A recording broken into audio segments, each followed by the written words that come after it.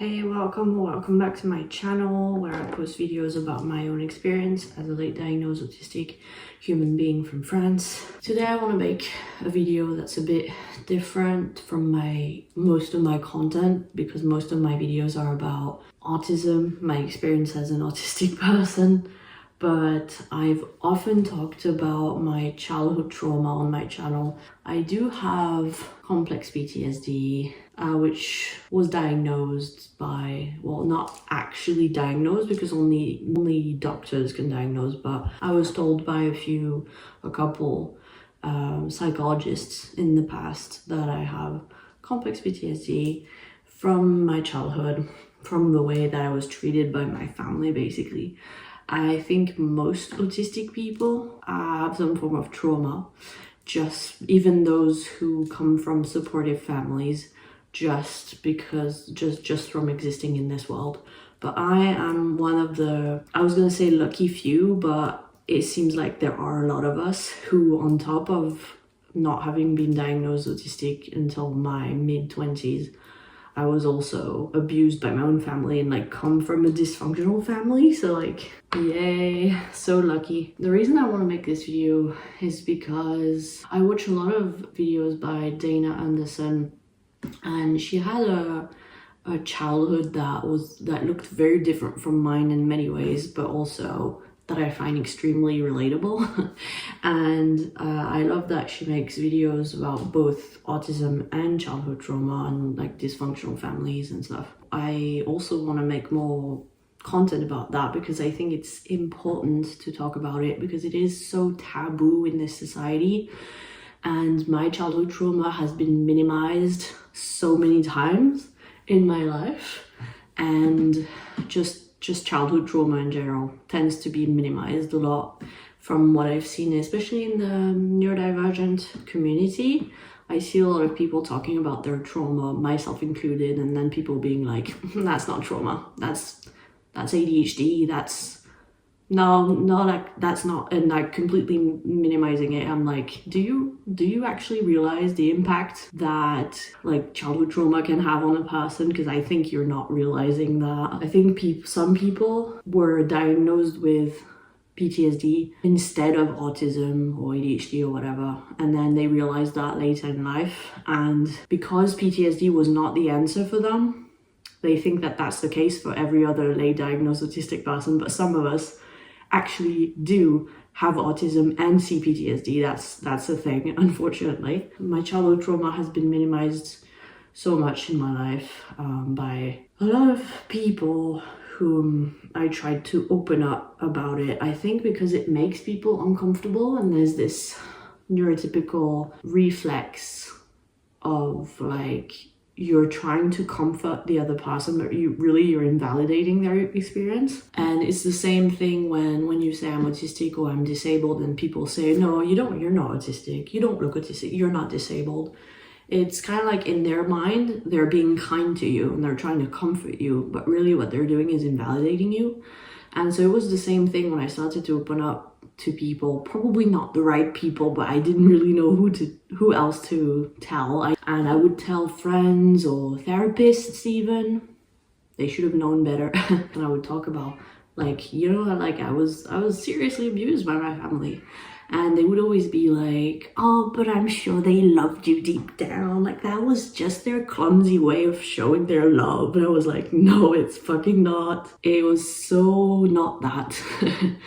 And just a bunch of bullshit like that. And so that's why I want to talk about it. It makes me feel less alone to see that I'm not the only one, and because I thought I was for a long time, again because it's taboo in our society and people don't talk about it, so they pretend it doesn't exist. And every family is so loving and perfect, and oh, it was just a loving parent making mistake. Your expectations are too high. What did you expect? To have a perfect parent, a perfect childhood? I was like, I would have given anything for an imperfect parent who made mistakes. That's not what I had. Abuse is not a parent making mistakes. No parent is perfect. Parents are gonna make mistakes. That's not what I'm talking about. That's basically why I want to talk about it, to hopefully, I don't know, help other people realize that they too experienced child abuse, or like just to raise awareness, I guess, in my own tiny little way. And also because like lately I've been thinking a lot about all of that, and I've been experiencing a lot of symptoms of CPTSD, so it feels very relevant to my life right now. So that's another reason why I want to talk about it. But I kind of wanted to paint a picture of what it might be like for someone to exist with childhood trauma as an autistic person. But honestly, like, even if I wasn't autistic, I'd be dealing with a shit ton of trauma. I think lately I've been feeling it more because of a few things. The main one being that I went no contact. Sounds a bit formal, but at the end of the day, that's what it is. I went no contact with my in-laws after last Christmas. So for a bit of context, I've been with my partner for almost 10 years. And so I've known his mother and his stepdad for that amount of time. I've known for a while that his stepdad is pretty abusive. And that was extremely triggering for me, who had abusive parents and a violent father, to see another father figure be abusive towards my partner and me and everyone around him basically was extremely triggering. But because I hadn't processed or healed all of my stuff, I kept putting up with it. We all found excuses for him, like he could do no wrong because he was working so much, and like as if that was an excuse for abusing other people, and like whatever bullshit. So we kept making excuses for him, and then I don't know, I feel like something clicked last Christmas. I just couldn't take it anymore. Also, like I've never felt really safe or comfortable around my in-laws before, but since I had felt that way about everyone else in my life except my partner, I was like, well, this is normal, I guess. This is like, my partner's the exception, that's the rule. But I never really felt comfortable around them. I never felt safe enough to be fully myself, which I now know was masking, because I mask whenever I don't feel safe. Because masking is a coping mechanism, it's a survival mechanism. But the thing is, I can't really mask that much, to be honest. I put a lot of effort into it, but it doesn't pay off. So it costs me a lot and I don't get anything positive in return. I put a lot of effort into trying to be the person that the other people want me to be, but I'm not. I can't really do it.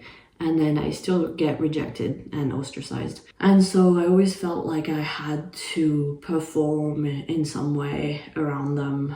And they were the last people in my life, really, because I have gone no contact with everyone else. Basically, my life was a bit shitty to me, and like my autism diagnosis really helped me figure that out, because when I realized that what I was already calling putting on a mask back, like before my diagnosis, I realized that was a thing. It wasn't just a me thing, it was an autistic thing.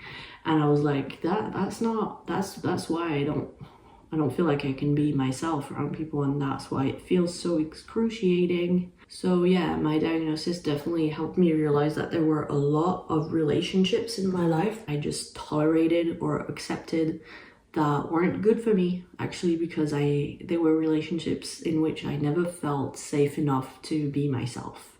And I felt judged, and I felt small, and I felt just really bad. They made me feel really bad about myself. But because that's how everyone treated me my whole life, I thought it was normal. I thought that's what love is. Love is uncomfortable, love is painful. Spoiler alert, it's not supposed to be that way.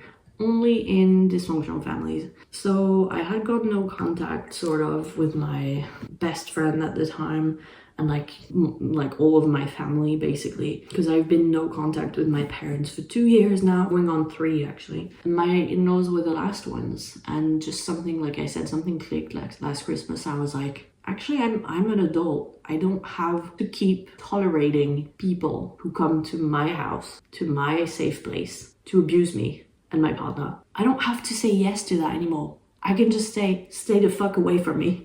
So that's what I did. And so I haven't talked to them since Christmas.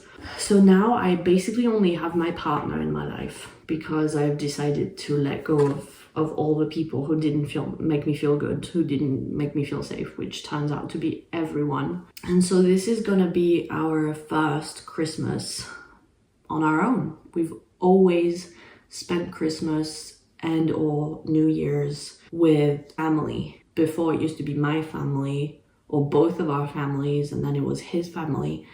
And now it's just gonna be us. And that is beautiful in a way, because then it's like, for the first time, it's not gonna be stressful or triggering or exhausting, but it's also very depressing. And we're both feeling it actually, because this whole thing has, like, my partner has been realizing a lot of stuff about his parents too, and like the fact that his mom is really like behaving like an ass basically. And that's also something else I wanted to talk about, is like reliving trauma patterns. That's something that's been very triggering for me lately. Like, through this situation with my mother-in-law especially, I am reliving trauma patterns from my childhood, because basically every relationship I've had, and when I say that, I always mean except my partner. I'm just not gonna repeat that every time, but it's implied, okay? My relationship with my partner is the healthiest I've ever had with anyone, but everyone else has always made me feel like I have to be a certain way for them, for their own comfort. It doesn't matter how it makes me feel. It doesn't matter that I'm uncomfortable. What matters is them,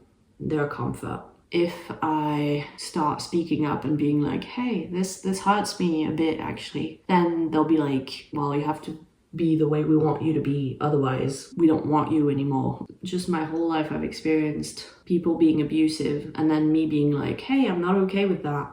And then they're like playing the victim and saying that I'm the bad person in the story. Then just basically not being willing to like take accountability and apologize and try to become a better person so that I'm comfortable in the relationship. They'd rather give up on the relationship altogether and make me to be the villain rather than try and become better and like make the relationship comfortable for both of us, you know. And once again, that's what I'm experiencing with my mother-in-law. And of course it reopens a wound, and my partner supports me through this, and like is super disappointed with his mom because he expected better from her, especially since she also has a lot of childhood trauma.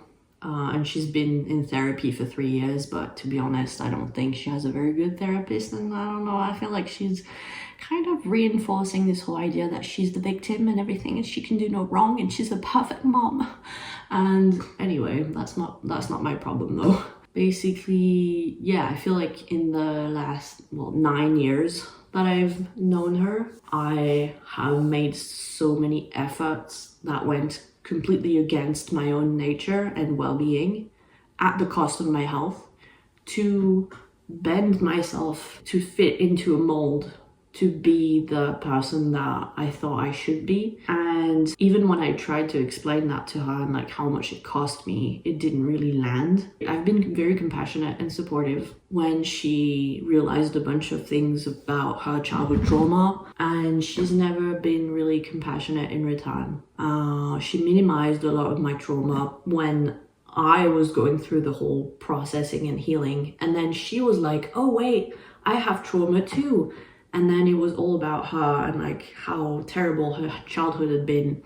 And she was like describing stuff, and I was like, well, you know, that's what I went through a few years ago. Like I experienced similar things, and back then you invalidated me or minimized it. And suddenly like she was the big like, oh my god, she has complex PTSD, and it was like she was talking about it like it was all brand new, and like I didn't know what it was, or like I was like, are you fucking kidding me? And I would keep seeing her being compassionate towards other people and like talking to me about how other people, poor them, they're going through such a hard time. And I was like, well, when it's me, you show absolutely no understanding or compassion.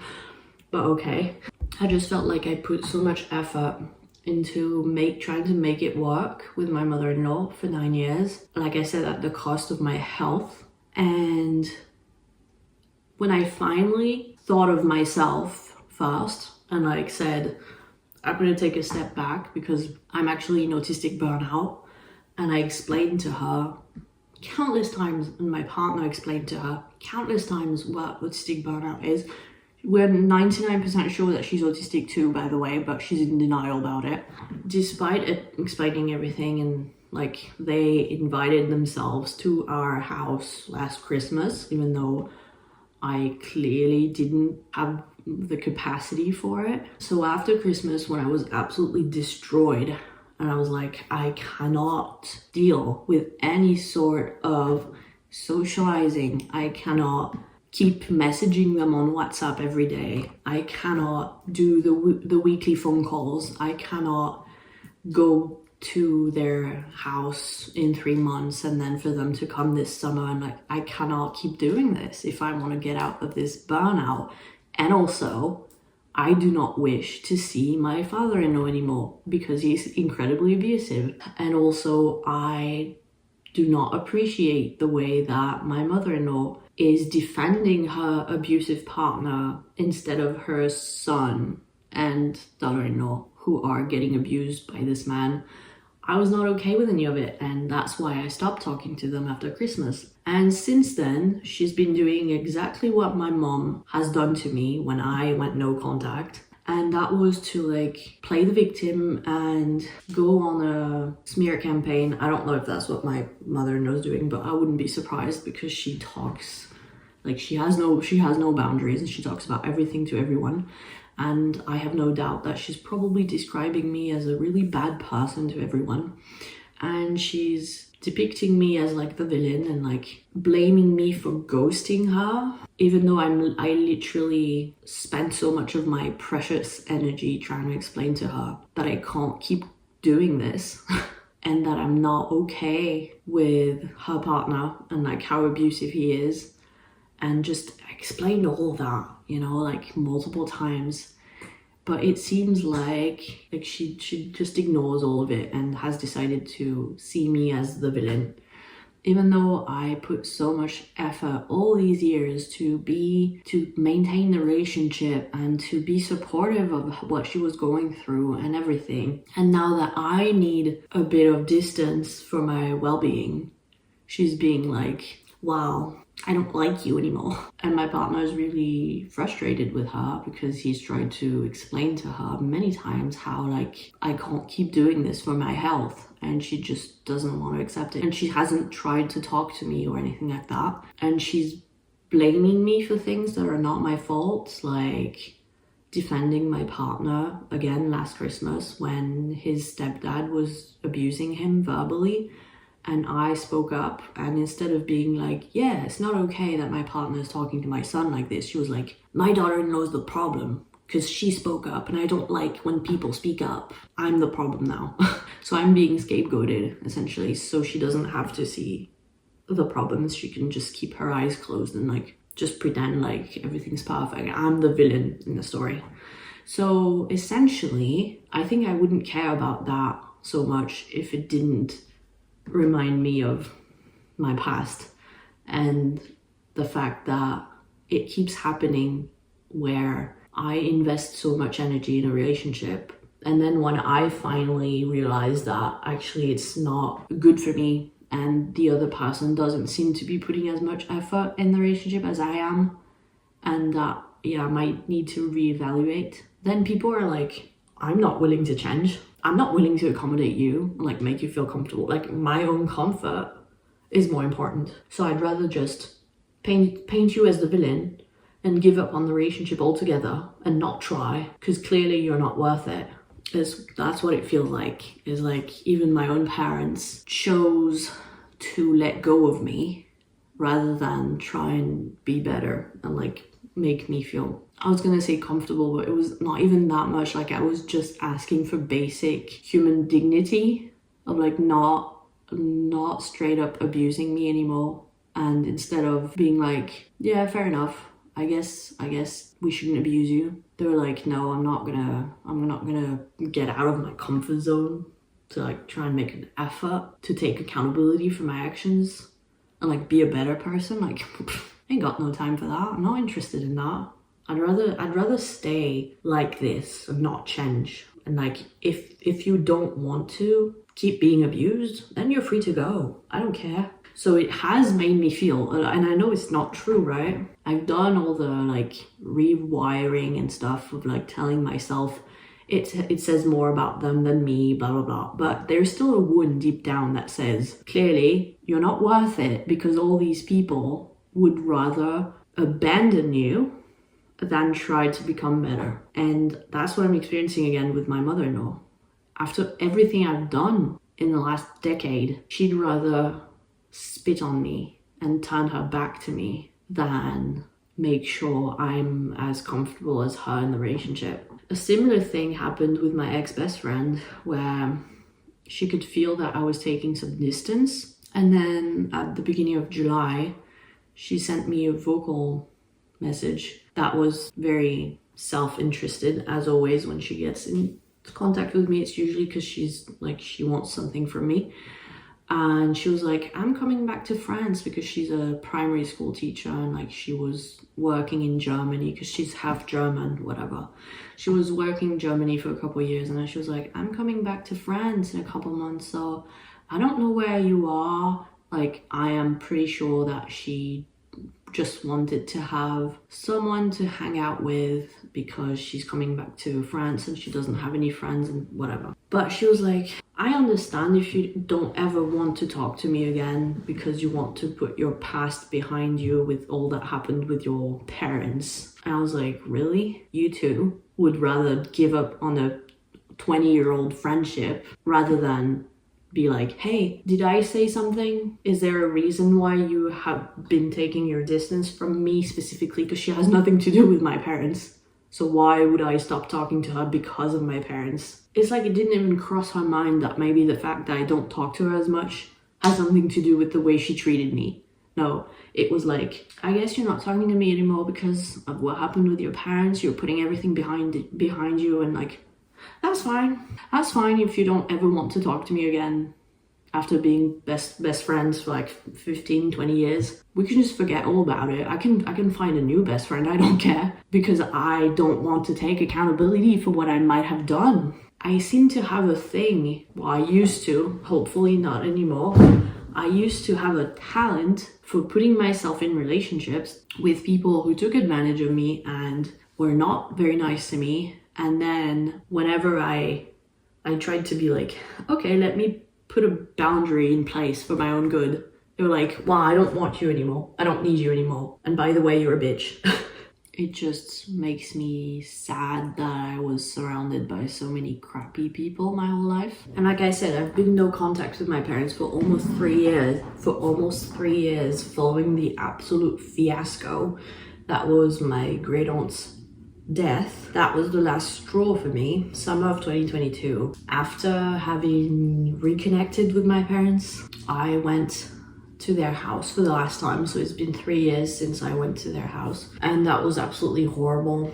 I've talked about this in past videos. And then my mum visited us in England in October that year, and I felt like I didn't want her to at that point, but everything was already booked, so I should have cancelled everything and not cared if like she lost money or anything because of the way she treated me. But back then I was still enmeshed, you could say, to some extent. So she came in October again, horrifying experience.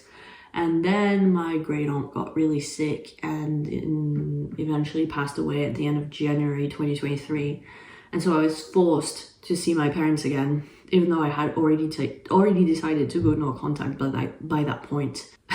Not only was it fucking traumatizing to see my great aunt in the hospital and to then lose her because she was the most important person in my life, but I also had to like put up with my incredibly selfish and abusive parents at the same time, who made it all about them and how I was horrible and like my great aunt was dying because of me, because I said I wasn't visiting at Christmas, and that was what had put her in the hospital, and like I was responsible for her death, clearly, not the fact that she was 89 and actually had health issues that hadn't been picked up by her doctors. No, no, no. She was dying because I said I wasn't visiting for Christmas.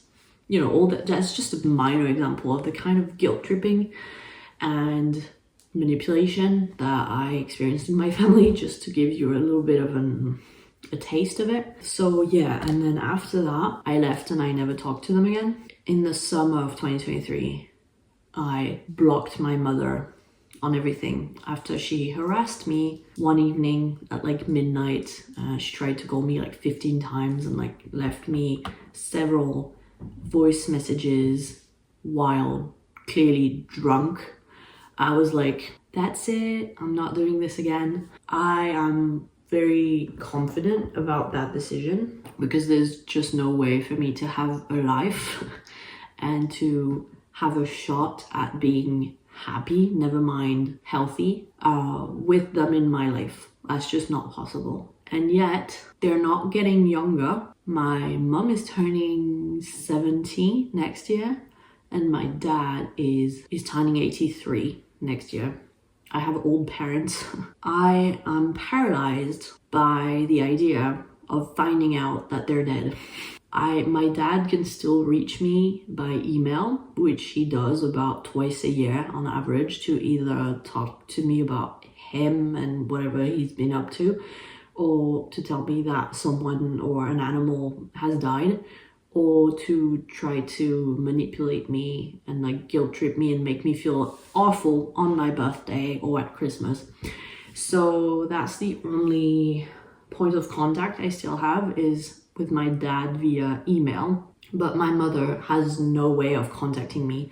And when I moved from England to France, well, I changed my phone number obviously, and like I was very careful to not let anyone know about my new address or my new phone number who could potentially be in contact with my parents and give them that information. I think they suspect that we're back in France, but I don't think they know where we are or anything like that, and we live pretty far from them because I didn't want to get near my home region. So yeah, from what I know, the only point of contact is by email from my father, and that's it. And like I'm not in touch with anyone else in the family, and so I don't know if I'm gonna be like, how I'm gonna find out when they die. And so I keep thinking that I need to like check online, because I don't know if that's the thing in other countries, but in France, when someone dies, it is made public. It used to be like in the newspaper or whatnot, and now it's online. So anyone who dies, you can just Google their name and there will be a eulogy, I think it's called in English. And so I've done that a couple times for various family members who I wasn't sure if they were still alive or not, like my maternal grandmother, my maternal great uncle, and people like that. And I've tried Googling my parents a few times. It is so nerve-wracking, and I'm not sure why. You know, clearly I still have a lot of complicated emotions because they made my life a living hell and made it so that I came into this world with super heavy baggage that wasn't mine to begin with, that I'm still carrying through my trauma. And they made sure to like make my life as difficult as possible and like make my chances of being happy as small as possible. And yet I have this feeling like I'm gonna be absolutely devastated when they die. So that's probably something I need to unpack. But yeah, the thought of like finding out that one of them is dead, especially my dad for some reason, just paralyzes me. And like the thought of potentially having to deal with the whole house and everything, because my parents have debts.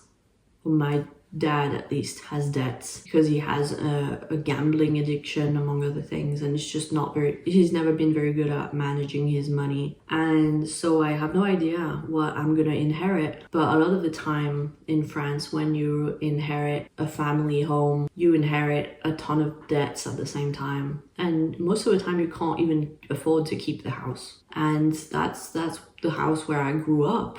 So I am very attached to it, but I am also very triggered by it and everything that is in it. Just the thought of having to deal with all that. And like, if I don't know that my parents are dead, how am I gonna ever know that I need to like come forward for the inheritance?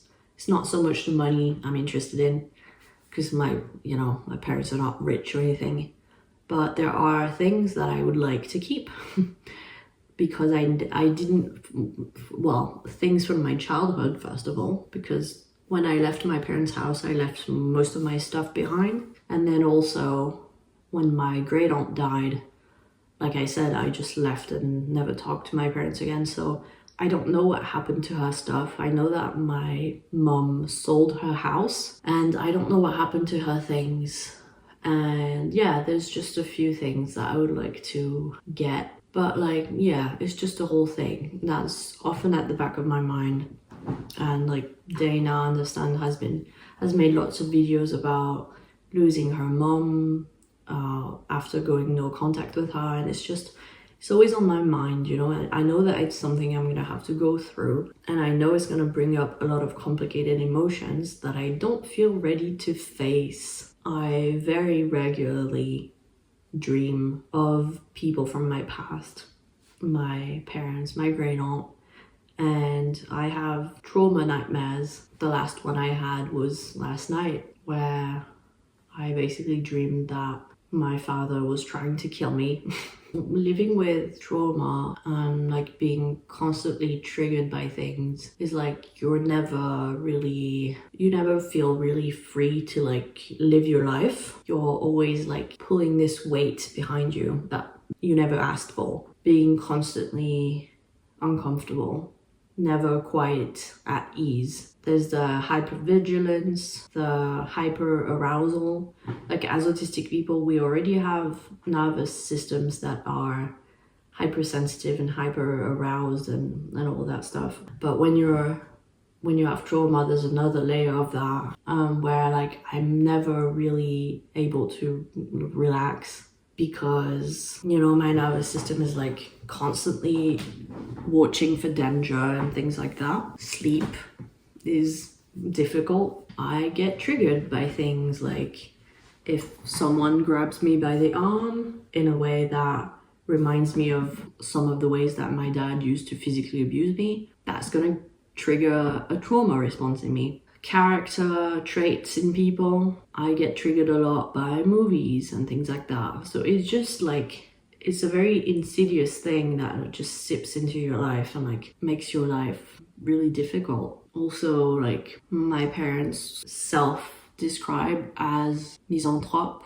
which means like a people haters, basically. I grew up hearing my dad say how like he hated people. My mom never said it like that, but she, like, whenever we would see someone on TV or in real life or whatever, she'd be so scornful of other people and be like, feel superior and criticize and judge other people and be like, I don't like people like that, or like, these types of people just really get under my skin. And she would have a very colorful language, and like, I grew up hearing all these things, which inevitably influenced, like, when you're growing up, you're building your sense of self, your sense of the world and other people based on your parents and your parents' views on things. So that's how I grew up. I grew up hearing how like other people were stupid or ugly or annoying or whatever negative adjective you can think of.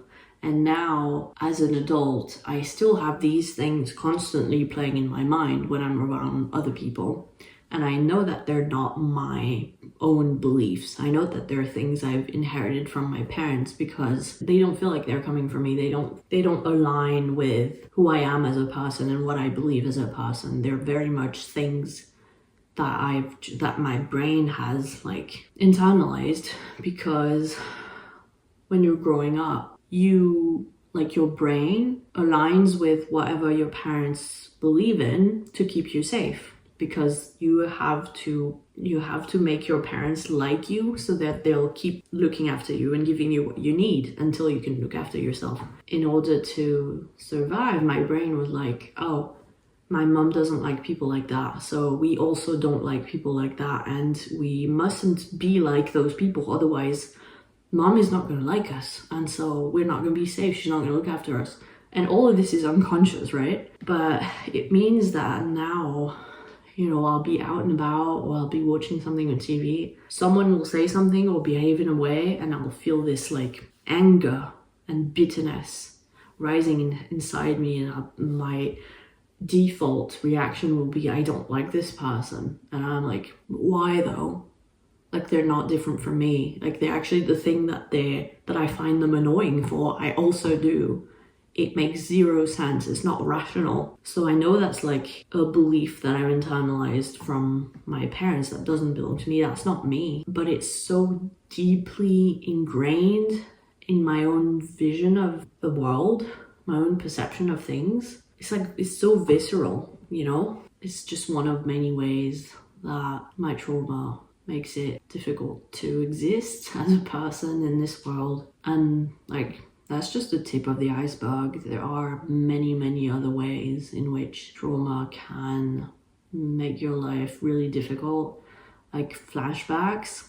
Because I have complex PTSD, which is not like PTSD, like traditional PTSD is like, there was one event, like a car accident, or like for war veterans, for example, they'll be traumatized by like a specific event that happened to them. And then when they experience a trigger that reminds them of this specific thing, they'll experience a flashback where they feel like they're reliving the situation. When you have complex PTSD, it's usually because you have experienced trauma over a long period of time, usually multiple years, usually in childhood. And so when I get flashbacks, I get emotional flashbacks. So I'm not like reliving one specific memory.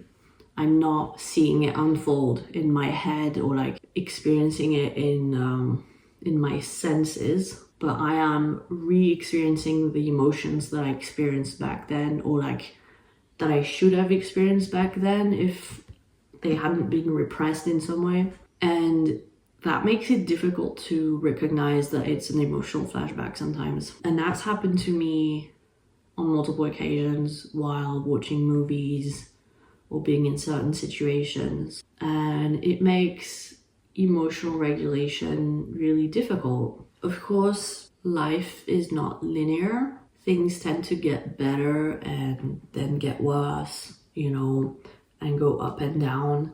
So there have been periods of my life where I wasn't experiencing as much trauma. It wasn't as much at the forefront of my mind. And like there were other things that were more at the forefront, like my autism diagnosis or whatnot. Right now, trauma is very present. What with being depressed, and like when you're depressed, you tend to have pretty bad self-esteem and like negative beliefs about yourself. A lot of these things are coming back to the surface. How I view myself, how I view other people, how I view relationships based on what I went through. And sometimes it feels like it's never gonna get better. For example, a pretty depressing side effect of my trauma is like self-sabotage, especially in relationships. I will try to push people away, even when they love me and accept me for who I am, as if I wasn't deserving of that love because I haven't received unconditional love growing up. It's almost like deep down, I don't believe that I deserve it. And so I'd rather push people away and end up on my own. And those things are like not conscious most of the time. And it just seeps into your life and like your life decisions and your behaviors in very insidious ways that you're not always aware of. It's like your brain is trying to sabotage you in the background, while you're not even aware of it.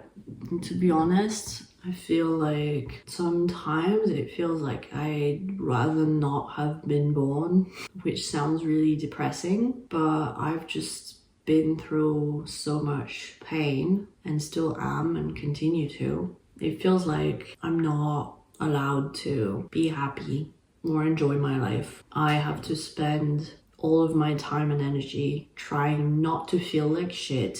And there's always something to heal or work on, or there's always something that is causing pain in some way. Like that's the main thing and that comes up when we talk with my partner, is that ever since we've been together, it's been struggle after struggle. There's always something going on. I'm never allowed to just enjoy myself like most people my age. I should be in my prime, your 20s, 30s. That's when you're like at your prime as a human being, supposedly, be it psychologically or physically. I've never felt so bad, and I've never felt so weighed down and heavy. It feels like I'm trudging through mud all the time, and everything is so complicated and so difficult and so hard and so painful. Even the simplest things, you know? Like yesterday we went to a pumpkin festival and I was really excited for it, and I thought it would really make me feel better. And it had the complete opposite effect. I was so freaking anxious and self-conscious. I had so much social anxiety and I felt so uncomfortable. I felt so lonely, even though I was surrounded by so many people, because I could see them interacting with each other, and I felt out of place, and I felt like an alien, and I felt like I was never gonna fit in. Like, I know that's like also an autistic thing, but in my case, like whatever I'm experiencing, it's never just autism, it's never just trauma. It's always a mixture of both, because I have developmental trauma and I have a developmental disability. Both of them have been impacting me since early childhood.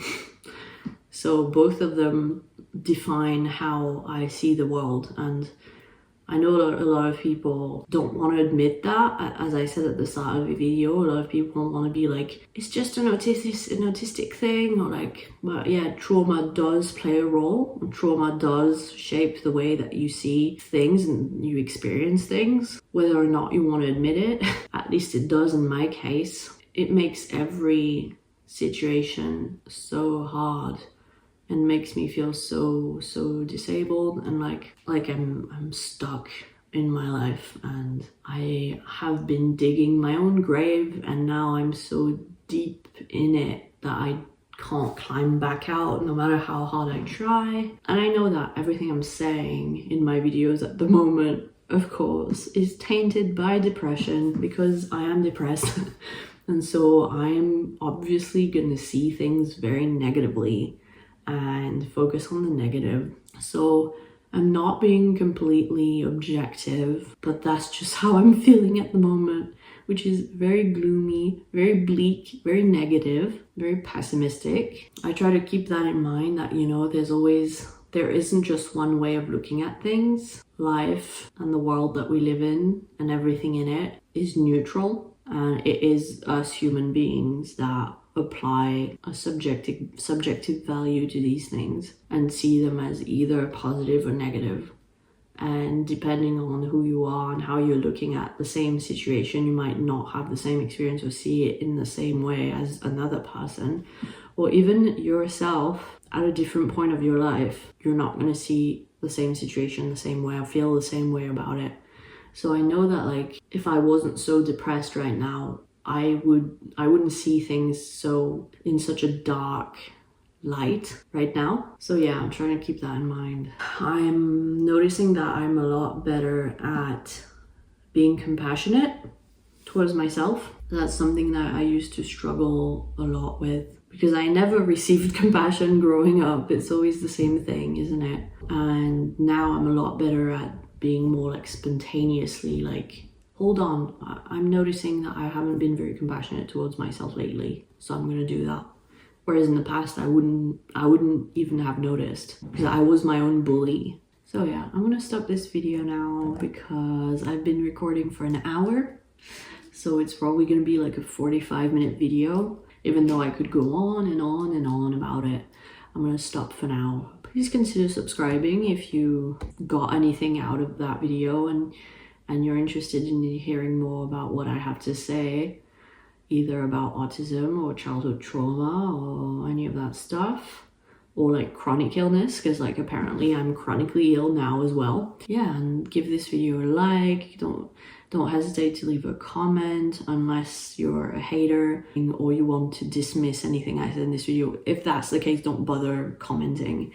But if you're respectful and supportive and a decent human being, then please don't hesitate to leave a comment. If you want to support me financially, because I'm disabled and I can't work and I don't yet receive disability benefits because I'm too disabled to finish my disability application and send it, then you can donate to me here on YouTube or on Ko-fi. Everything is linked down below, and I'll see you in my next video. Bye.